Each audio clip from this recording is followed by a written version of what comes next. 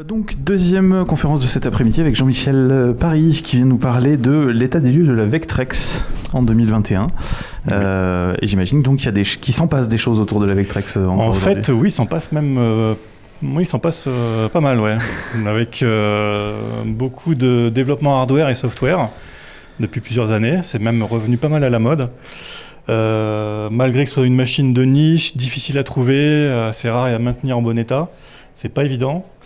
Donc on va un peu voir ce qui se passe en cette année. Alors à la fois en hardware et à la fois en software. Donc je vais vous montrer, faire un petit récap. Oui, donc au tout départ, c'était 4 ingénieurs qui ont eu cette idée-là. Alors un qui est resté assez célèbre et qui est connu, c'est John Ross. Et au départ, ils ont eu cette idée, ils avaient accès à l'époque à du surplus de matériel de l'armée. Donc ils se sont servis, ils ont fait un premier prototype en piquant des oscillos d'1 pouce à l'époque. Puis après, ils ont réussi à faire une deuxième version avec des oscillos de 5 pouces. Formidable.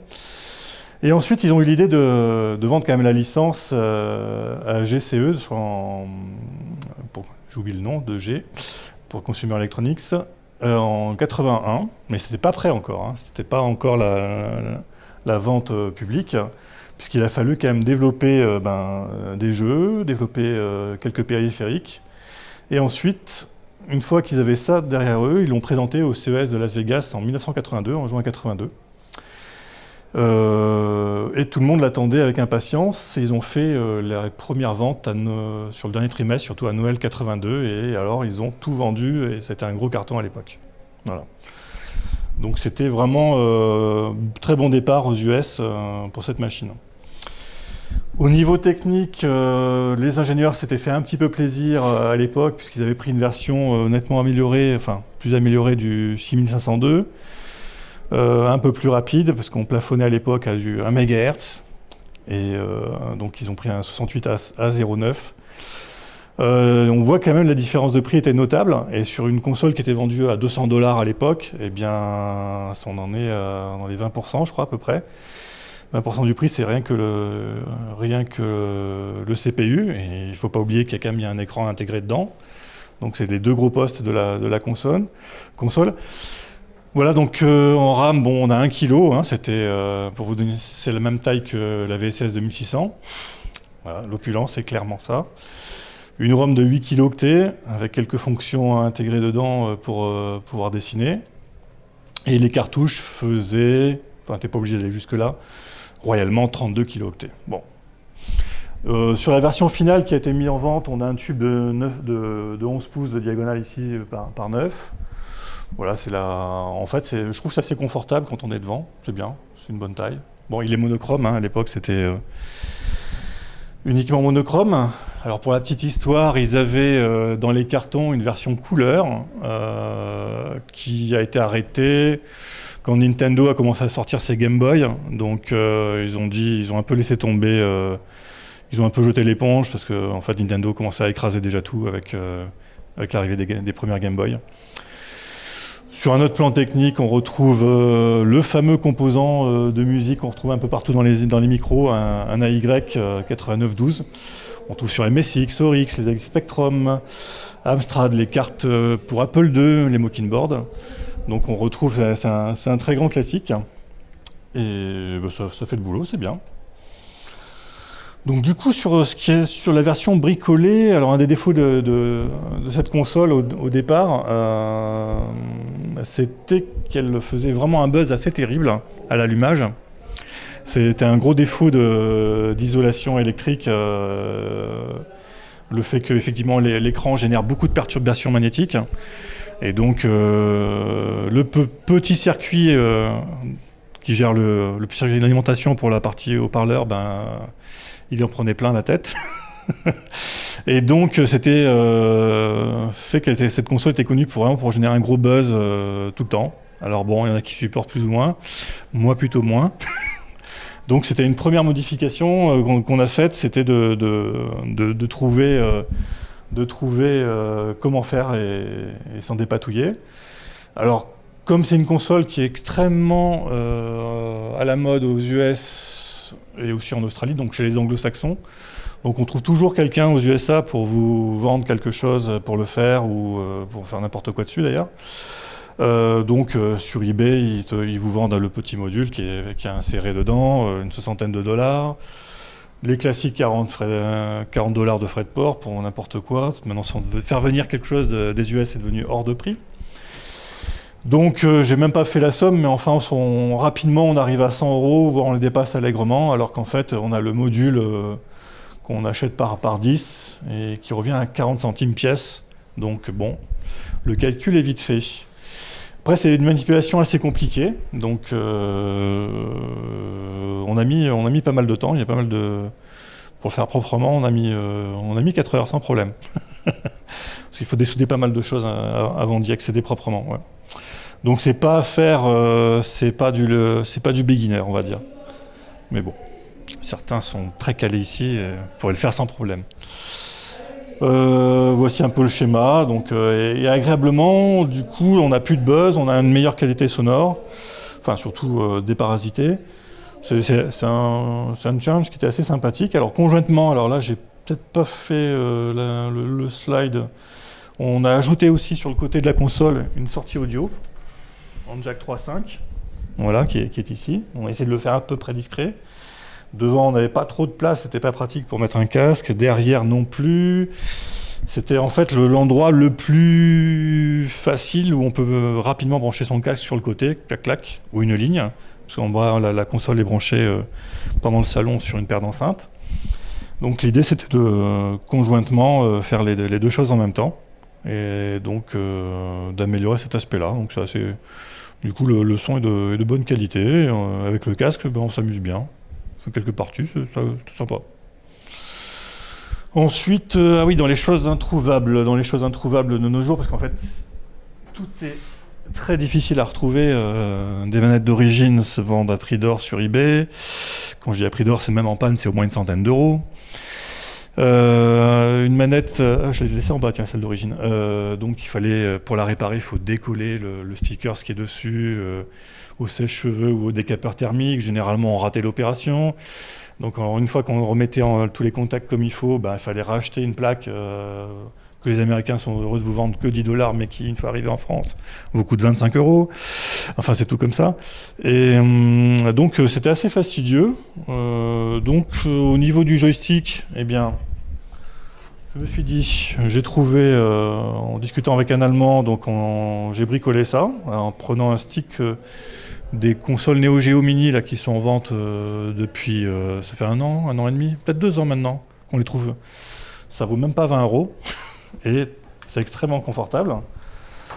Donc dessus, je vais vous montrer un petit PCB qui s'adapte parfaitement à l'intérieur de la gamepad. Voilà, un petit stick dédié qui donne les bonnes valeurs de sortie en termes de voltage. Et puis c'est parti. C'est parti et c'est assez agréable à jouer. Et surtout, ça permet de passer des niveaux vraiment difficile. Avant, je me faisais exploser la tête. Ensuite, dans les fabrications, dans les objets introuvables, on a les light pens. Donc ça, il y a des programmes de dessin qui étaient, des programmes de dessin qui existaient à l'époque. Je vais vous montrer, je sais pas, voilà. C'est celui-là d'origine. Alors là, c'est même pas la peine d'en espérer en trouver un sur eBay. Ou à très très très vil prix. Et ensuite, alors qu'en fait, c'est assez simple à refaire. Voilà, c'est quelques euros de composants, un petit câble DB9 qu'on trouve encore chez AliExpress. Dépêchez-vous d'acheter du DB9. Il n'y a plus que quelques rares références chez AliExpress. Bientôt, il n'y aura plus rien. Les DB9, alors l'avantage, c'est que bien sûr, les prises sont moulées. Alors, on n'y pense pas, mais on peut toujours fabriquer des câbles, mais les prises moulées, il n'y a plus que eux qui en vendent. Et voilà, donc ils les vendent. Du coup, ils ont monté le prix. Hein. C'est 2-3 euros le câble maintenant, alors qu'avant, ça valait 1 euro.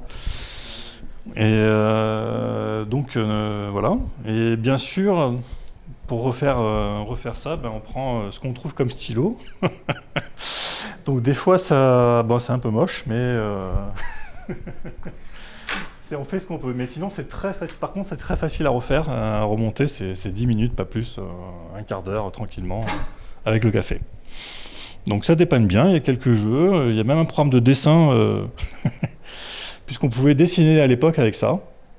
Alors, pour la petite histoire, on ne pouvait pas sauvegarder son dessin. C'est ballot. C'est clair, parce que c'est une cartouche. Donc, il y a deux programmes de dessin qui sont plutôt bien foutus pour l'époque, pour 82. Vraiment bien foutus, avec des splines, etc. Mais il n'y avait rien pour enregistrer son dessin. Tant pis, pour l'instant. Mais il y a des idées. Ensuite, une version dans les cartons, oui justement, d'en faire un avec les 4 boutons, puisque la manette de la console gérait jusqu'à même 4 boutons, finalement, c'était pas mal pour l'époque. Et ben l'idée c'est d'affecter...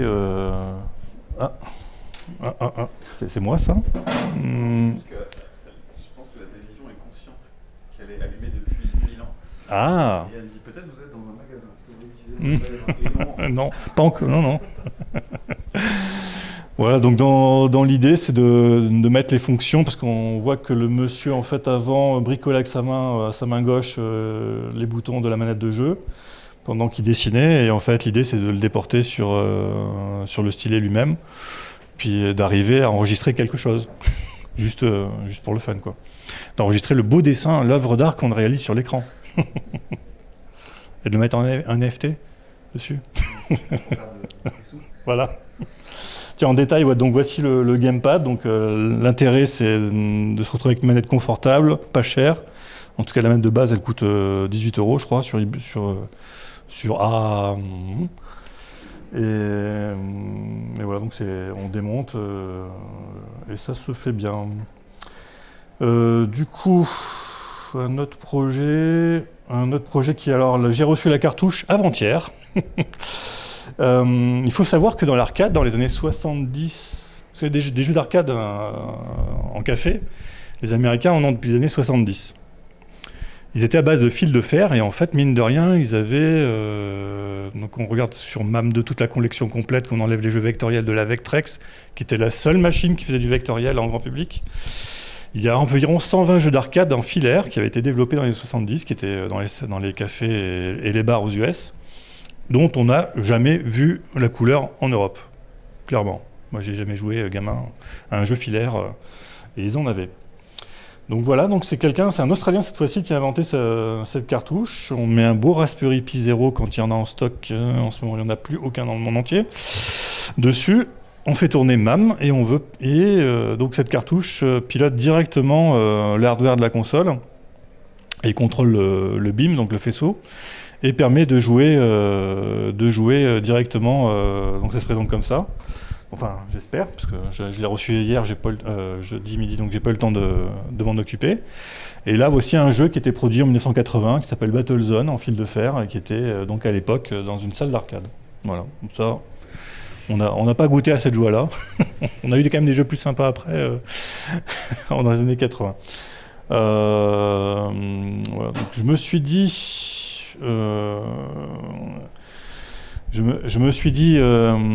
du coup, alors comment ils ont réussi pour en venir donc au meilleur jeu, parce que c'est quand même assez important.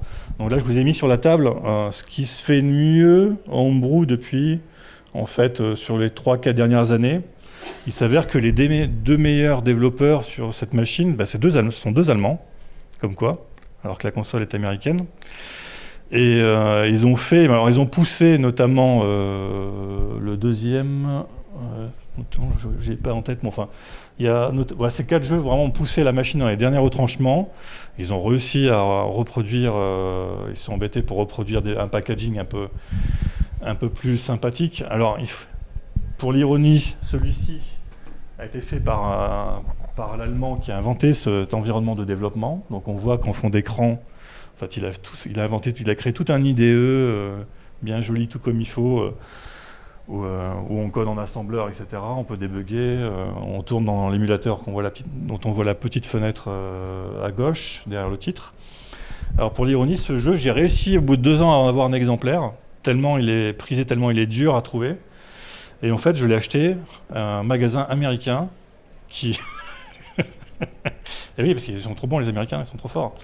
Et donc, qui a réussi à reproduire au format original. On voit l'autre Allemand qui produit lui-même les jeux ici, avec des jaquettes de VHS, et alors qu'ici, on retrouve l'emballage un peu original de l'époque, même totalement.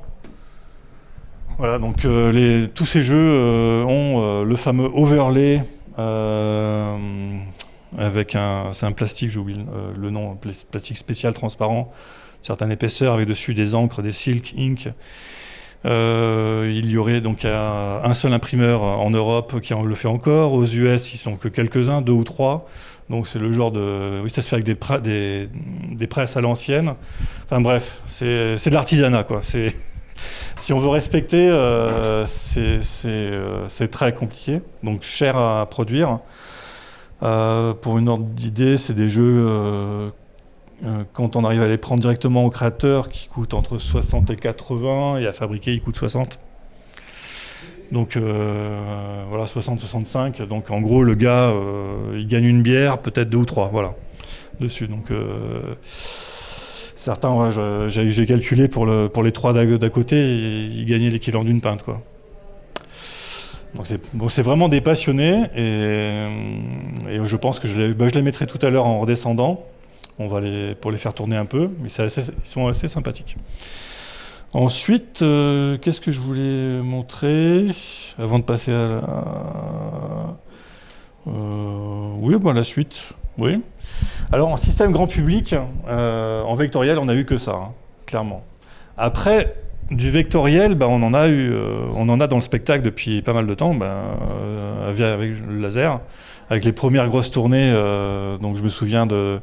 Alors notamment, alors ZZ Top avait embauché une équipe en 86 pour leur tournée mondiale.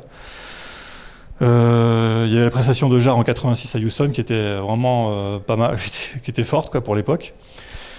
Mais bon, quand il y avait quelques lasers, et c'était je fais des ronds, des ellipses, quelques cônes dans la fumée, point barre. C'était vraiment tout le début.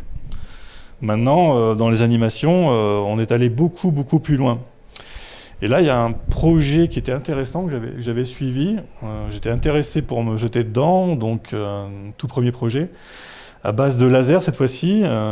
Donc, on trouve maintenant des boîtes dont on voit ici, d'ailleurs avec un kill switch. Je vais montrer ici, qui n'est pas pour la décoration. C'est des lasers qui commencent à 1 watt. Et on peut acheter en grand public du 1 watt jusqu'à 2 ou 2,5. Et là, normalement, en démonstration, il vaut mieux... personne ne doit passer devant. Quand on bidouille ou on développe dessus, on doit porter des lunettes, etc. Enfin, ça rigole moins. C'est fait... Alors là, sur le 1 watt, c'est fait pour des murs d'intérieur. Et à 2 watts, 2 watts et demi, on peut commencer à projeter le soir sur des façades d'immeubles. Donc, voilà, ce serait sympathique. Alors ça aurait été pas mal pour faire une démonstration, une manifestation publique, faire un jeu sur un mur, etc. Malheureusement, le prix d'entrée est quand même conséquent, puisqu'on démarre à un kit à 1 500 € pour faire joujou en intérieur. C'est difficile de trouver moins. Alors, il y a des nouveaux projets en 2021 avec vraiment des petits composants, des ESP, des tout petits premiers lasers, etc. Bon, à voir... Disons que je ne peux pas mettre 1 500 € pour faire joujou sur un mur.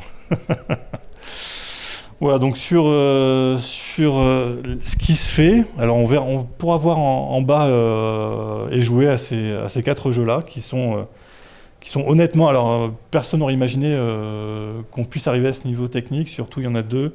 Le Vector Blade, là, qui est une sorte d'astéroïde vraiment très excellemment bien animé, avec des vaisseaux secondaires, etc. Son vaisseau augmente aussi, enfin c'est bien fait, vraiment très bien fait. Et le Vector Pilote, je crois qu'il est à gauche. Ouais, celui-là c'est mon préféré en fait, qui me rappelle un petit peu le looping qu'on avait sur la ColecoVision. Pour ceux qui se souviennent d'un petit avion qui tournait comme ça, donc on a un scrolling dans tous les sens là, donc on monte, descend, etc. avec l'avion et tout, et c'est très très sympa, vraiment incroyable. Alors techniquement parlant, avec les années, ils ont réussi à optimiser le déplacement du faisceau d'électrons sur l'écran pour éviter le scintillement. C'est ça qui coûte cher en temps, donc pour éviter de tracer on ne trace pas un carré ici pour remonter en haut, tracer un autre carré, etc. Il faut optimiser le chemin donc, sur la descente. Alors même si le faisceau se pilote, clairement, on monte, on descend le faisceau, mais il faut quand même toujours optimiser la trajectoire pour éviter le scintillement, parce que il n'y a que 1 MHz, 1,5, mais en fait on n'utilise pas, je crois qu'il tourne à 1 finalement. Un pauvre petit MHz pour faire tourner les jeux de l'époque. Mais bon, voilà. Donc voilà, une machine qui tient encore la route. Le joystick d'origine est compliqué à maintenir en état. Je retarde au maximum le mien, parce que je sais que ça va passer, c'est une après-midi de boulot. Et voilà, donc c'était mes machines vraiment sympathiques, vraiment à l'écart de tout le reste. La seule machine vectorielle qui a été produite. Donc oui, c'est vraiment une machine qui fait date, sur laquelle ouais, j'y tiens. Même si j'ai beaucoup plus joué en tant qu'enfant sur une Coleco, ou, parce que c'était plus abordable à l'époque. Voilà. Si vous avez quelques remarques, questions, je vous écoute. Est-ce qu'il y a des questions dans la salle ?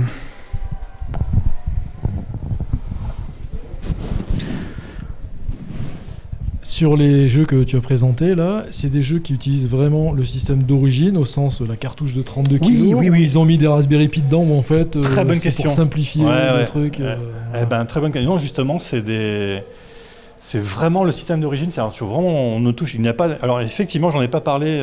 J'ai même pas fait de slide dessus, mais il existe un kit de développement augmenté où en fait il y a. Ils ont mis un pi, mais pas un 0 cette fois-ci. C'est un gros pi. En fait, c'est tout le boulot il est fait là, et puis le rendu on peut programmer en C ou en C++. Mais l'idée non, ils ont tout fait en assembleur, que avec la console d'origine. Du coup, ils ont fait plein de routines optimisées à fond pour le traçage. Et en plus, je ne l'ai pas dit, mais en plus, il me semble que j'ai au moins 2 des 4 jeux qui ont été mis en open source. Donc le dernier Vector Blade, qui est super impressionnant. Et un des autres aussi, me semble, je ne sais plus lequel.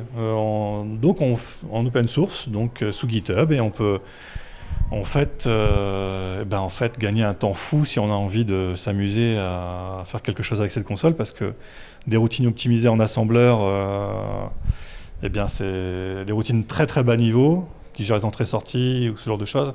C'est là où on peut passer des semaines et des mois à travailler dessus. Et on perd pas beaucoup d'énergie à faire ces routines très bas niveau, et en fait c'est disponible. Donc c'est vraiment pour la communauté. Donc peut-être qu'on verra justement encore de nouveaux jeux venir sur cette scène-là. On verra. Tant qu'il reste des consoles vivantes, c'est un peu ça. Question aussi, tout à l'heure tu as parlé qu'il y avait une version qui avait été imaginée en couleur. Oui. Jamais personne n'a essayé, je sais pas, de refaire ou d'émuler ce système. Alors il y en a une. Alors il existe un Vectrex en couleur fait par toujours un Américain dans une borne d'arcade. J'ai passé au bout de 2 ou 3 heures à comprendre comment il a fait. J'ai pas compris comment il a réussi à coloriser hardwarement sa console, mais il a réussi. Donc sur l'intensité du signal, il change en fait la palette, il change la couleur.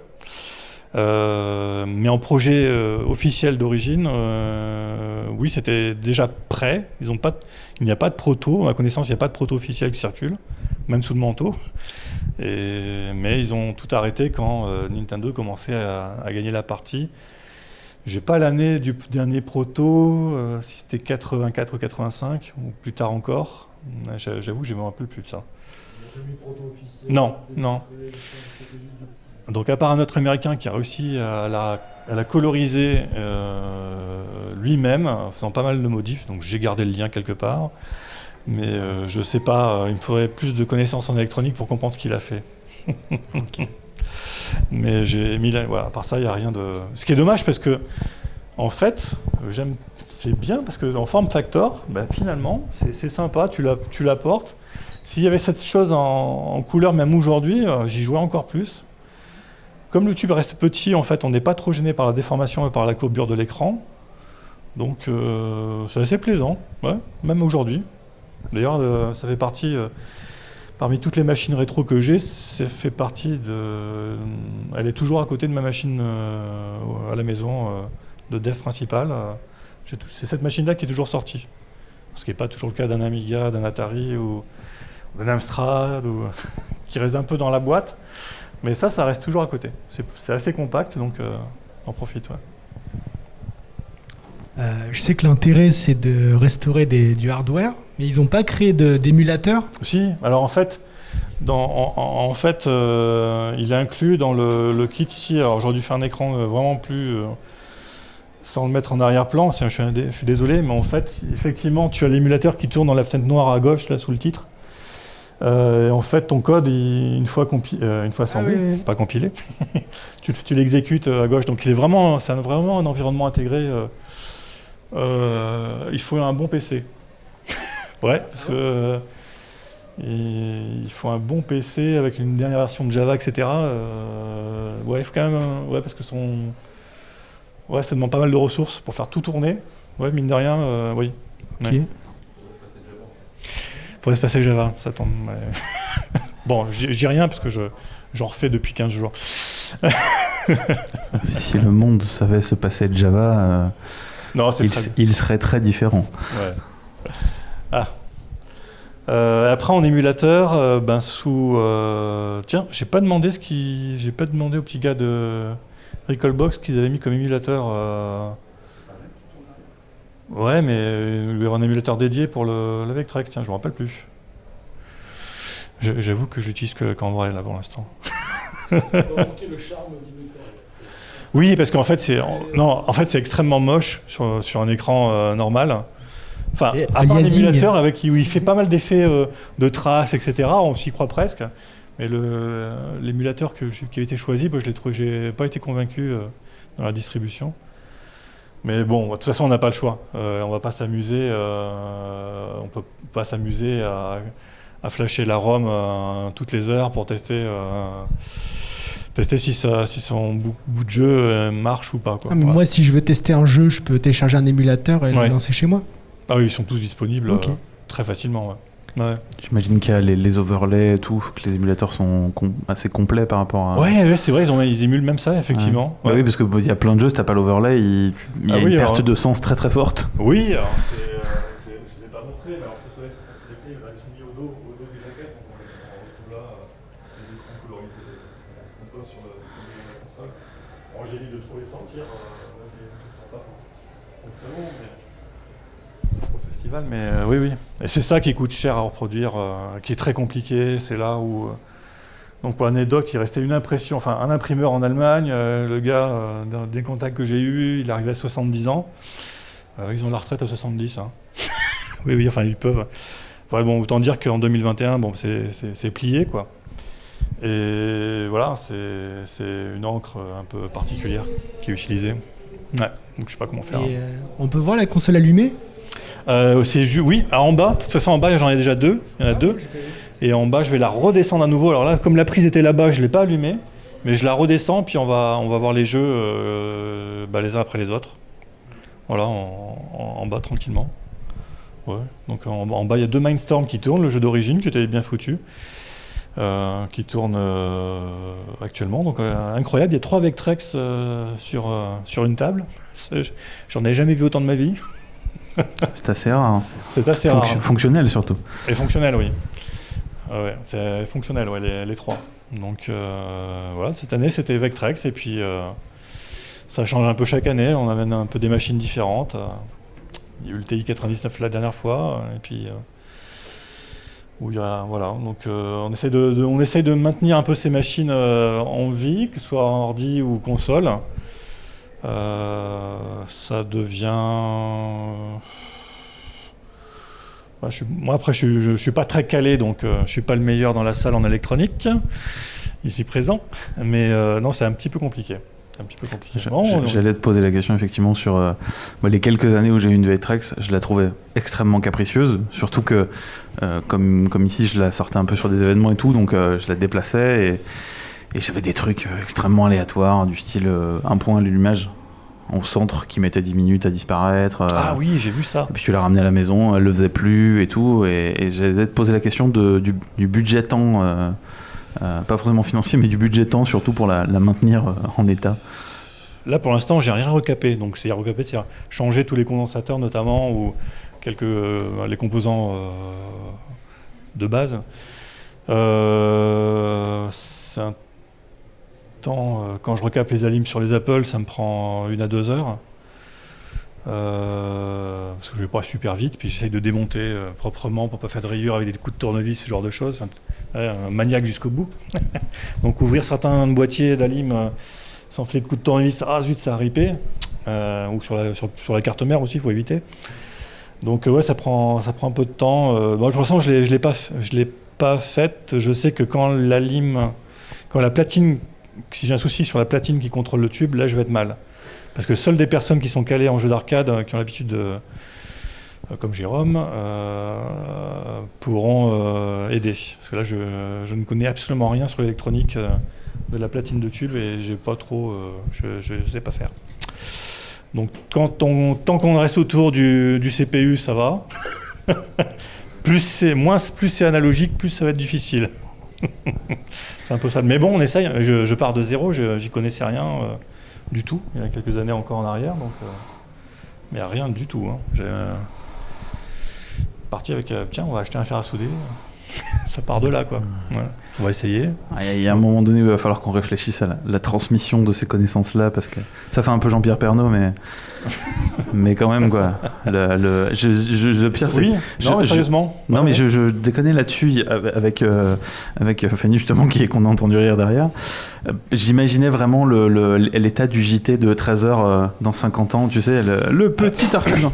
Direction Pouilleux-sur-Garonne, où se trouve le dernier artisan réparateur de télévision cathodique de France. Oui, mais non, mais sérieusement. Entièrement artisanal. Quelqu'un qui répare des tubes cathodiques en 2021. C'est un héros déjà. Légion d'honneur, tout ça. Ouais, ça va devenir rare et oui, je sais pas en trouver un moi. C'est des compétences rares, on est bien d'accord. Et peut-être que foncièrement c'est pas forcément très compliqué, mais il faut connaître. C'est comme tout. Ah oui, mais comme les sabots artisanaux, je pense que c'est pas compliqué. Heureusement, par exemple, même sur le développement de cette console, heureusement que là cet Allemand qui a fait ça aussi bien sûr c'est open source et gratuit son environnement de dev. Mais en gros, il a 20 ans de pratique. Alors, d'après ce que j'ai compris, il a travaillé dans le passé quand il était jeune sur cette console en tant que développeur. Donc, il a donné en gros toutes les routines, enfin tout ce qu'il sait faire à fond la caisse. Il a tout mis en open source. Donc, tout ce qu'il a appris en 20 ans, 30 ans, il a donné à la communauté. Donc, ça, c'est exceptionnel. C'est exceptionnel déjà. C'est exceptionnel.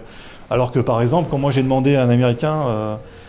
vu les frais de port où on se fait assassiner en ce moment avec les US, depuis plusieurs années déjà, je dis si je trouve un imprimeur, est-ce que comment on peut s'arranger pour que tu me donnes le modèle de boîte ou etc. En gros, il vous donne toutes que ce soit le gris officiel, etc., qui est une couleur Pantone, etc. Enfin, dans la colorimétrie Pantone. Il lâche pas l'affaire si on donne pas 1500 ou $2000.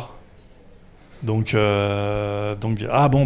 tant pis, on fera des essais-erreurs alors. Hein, si on a envie de produire sa propre boîte. Donc vous voyez la différence, l'Allemand qui donne tout et l'Américain qui produit le jeu parce que l'Allemand a déjà tout vendu à 600 à l'heure, donc on trouvait plus son jeu. Donc l'Américain s'entend le bon filon, reproduit avec la boîte qui est le look d'origine. Mais il fait sa petite com et puis surtout si on a envie de produire ce genre de boîte en Europe, débrouillez-vous ou filez un petit billet de $1500 pour faire gagner du temps. Donc c'est toujours. Alors pour me donner une idée un peu de la niche de cet appareil, donc là les 3 jeux qui sont extrêmement bien vendus à gauche, c'est vendu 600-700 exemplaires dans cet ordre-là, à peu près 700 exemplaires en physique, et celui-là qui est tout à droite a dépassé le millier d'exemplaires. Et c'est des cartons mondiaux. Hein. Pour dire combien il reste peu de consoles. C'est cartons mondiaux, alors que des cartons mondiaux sur la NES, c'est Micromage, c'est plus de 5000 exemplaires physiques, plus de 5000 sur Steam. C'est pas les mêmes quantités de machines vendues à l'époque aussi. Donc voilà, c'est très difficile. C'est vraiment ça limite du sacerdoce pour arriver à faire un produit sur cette machine en 2021. Mais ça se fait. Il y en aura peut-être d'autres à l'avenir. Ouais. Voilà. Est-ce qu'il y a d'autres questions? Et s'il n'y a pas d'autres questions, je vous propose de conclure là-dessus. On peut applaudir Jean-Michel. Merci.